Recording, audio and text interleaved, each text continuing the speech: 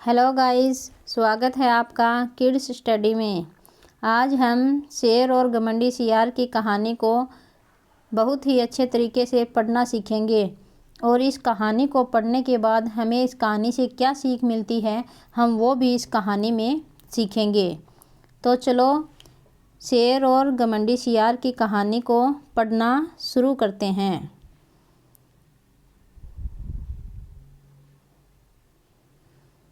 वर्षों पहले घने जंगलों में एक बलिष्ठ शेर रहा करता था। वर्षों पहले यानी कई साल पहले एक घने जंगलों में बलिष्ठ यानी बलवान एक बहुत ही बलवान शेर रहा करता था। वो रोज़ शिकार करके अपना पेट भरता था और वैसे रोज़ाना शिकार करके अपना पेट भरता था। एक दिन वह एक भैंसे का शिकार और भक्षण कर अपनी गुफा को लौट रहा था।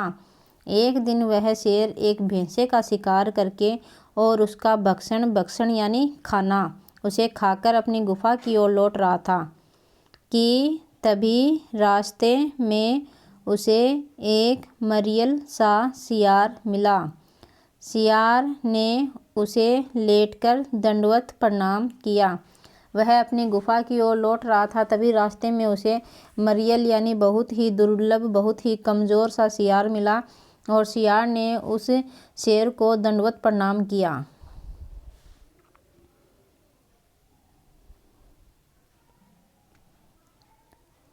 शेर बहुत हैरान हुआ जब शेर ने उससे ऐसा करने का कारण पूछा तो उसने कहा, आप राजा हैं और बहुत ही बलशाली हैं। जब शेर ने उसे दंडवत प्रणाम करने का कारण पूछा तो उस सियार ने कहा कि आप तो राजा हैं और आप बहुत ही बलशाली हैं। मैं आपका सेवक बनना चाहता हूँ। कृपया मुझे आप अपनी शरण में ले। कृपया करके आप मुझे अपनी शरण में ले लें।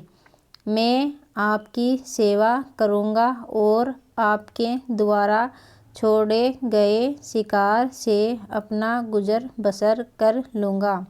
कि मैं आपकी दिन रात सेवा करूँगा और आपके द्वारा जो भी शिकार छोड़ा जाएगा मैं उसे खाकर अपना गुजर बसर कर लूँगा।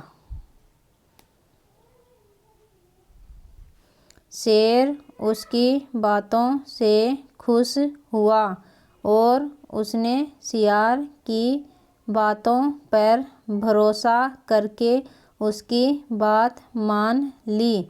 शेर उसकी बातों से बहुत ही खुश हुआ और उसने सियार की बातों पर भरोसा करके सियार की बात मान ली और उससे दोस्ती करके उसे मित्रवत अपनी शरण में रखा।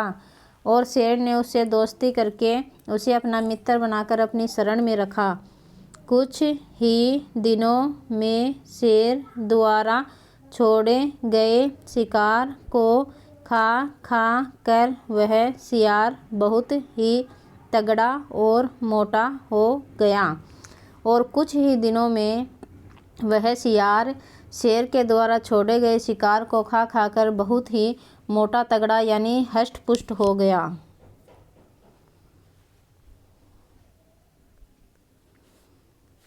सियार रोज शेर की शक्ति को देखता और प्रतिदिन सिंह के पराक्रम को देख कर वो खुद को भी शक्तिशाली समझने लगा। सियार रोज शेर की शक्ति को देखता और रोजाना उस शेर के पराक्रम को देखकर वह खुद को भी उतना ही शक्तिशाली बलशाली समझने लगा। उसने भी स्वयं को सिंह का प्रतिरूप मान लिया। उस सियार ने सोचा कि अब मैं भी सिंह की तरह ही बहुत ही बलवान हो गया हूँ। एक दिन उसने सिंह से कहा। एक दिन उस सियार ने उस शेर से कहा, दोस्त मैं भी अब तुम्हारी तरह शक्तिशाली हो गया हूँ और आज मैं एक हाथी का शिकार करूँगा।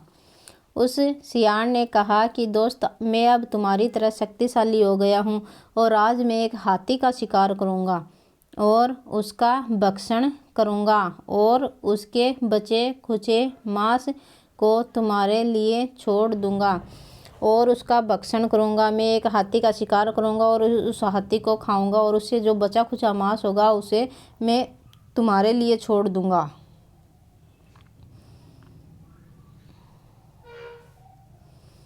शेर उस सियार को अपना दोस्त समझता था, इसलिए उसने उसकी बातों का बुरा नहीं माना।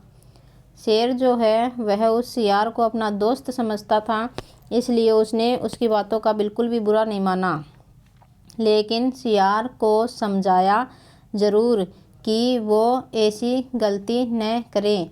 लेकिन उस शेर ने उस सियार को समझाया कि वो हाथी का शिकार जो करने की सोच रहा है ऐसी गलती ना करे। उसे हाथी के शिकार से रोका, उसे हाथी का शिकार करने से रोका, पर वो सियार बहुत ही घमंडी बन चुका था। वो अपने ही भ्रम में जी रहा था, लेकिन वो सियार तो खुद को बहुत ही बलशाली बलवान समझकर बहुत घमंडी हो गया था और वो अपने ही भ्रम में जी रहा था कि मैं हाथी का शिकार कर लूँगा।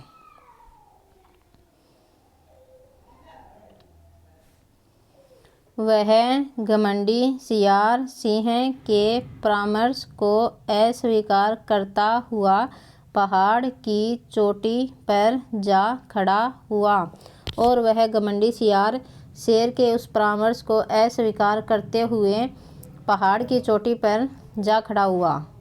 वहाँ से उसने नज़रें दौड़ाई तो पहाड़ के नीचे हाथियों के एक समूह को देखा। उस पहाड़ की चोटी पर चढ़कर जब उसने अपनी नज़रें दौड़ाई तो वहाँ से एक हाथियों का समूह पहाड़ के नीचे से जा रहा था, उसे दिखा। उनको देखते ही वो 3 बार आवाज़ें लगा कर एक बड़े हाथी के ऊपर कूद पड़ा। उस हाथियों के उस झुंड को देखते ही उसने 3 बार आवाज़ें लगाकर वह एक बड़े से हाथी पर कूद पड़ा, किंतु हाथी के सिर के ऊपर न गिर, वह उसके पैरों पर जा गिरा। लेकिन वह हाथी के सिर पर न कूदकर उसके पैरों में जाकर गिर गया और हाथी अपनी मस्तानी चाल से अगला कदम पैर उसके सिर के ऊपर रख आगे बढ़ गया और हाथी अपनी मस्तानी चाल से चलता हुआ आगे आगे चलता हुआ अपना पैर उसके सिर पर रखकर आगे बढ़ गया। क्षण भर में सियार का सिर चकनाचूर हो गया। सियार उसी वक्त मर गया और क्षण भर में ही यानी एक पल में ही सियार का सिर चकनाचूर हो गया और सियार उसी वक्त मर गया।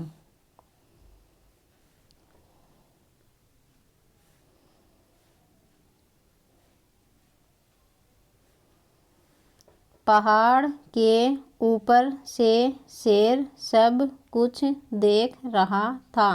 पहाड़ के ऊपर से शेर ये सब कुछ देख रहा था। सियार की सारी हरकतें देखकर उसने मन ही मन सोचा। उस सियार की सारी हरकतों को देखकर शेर ने मन ही मन सोचा कि यदि सियार अपनी वास्तविक स्थिति को नहीं भूलता तो आज उसकी ऐसी दुर्गति नहीं होती। शेर मन ही मन सोच रहा है कि यदि सियार अपनी वास्तविक स्थिति को नहीं भूलता तो आज उसकी ऐसी दुर्गति यानी मौत नहीं होती। तो अब इस कहानी से हमें यही शिक्षा मिलती है। चलो देखते हैं। इस कहानी से यही शिक्षा मिलती है कि हमें अपना वास्तविक स्वरूप कभी नहीं भूलना चाहिए, कि हमें अपना वास्तविक स्वरूप यानी जो चीज़ जो काम हमारी करने की हिम्मत है वो हमें खुद को पता होता है और कभी भी घमंड में आकर कोई ऐसा कदम भी नहीं उठाना चाहिए जिससे कि हमारी दुर्गति हो सके।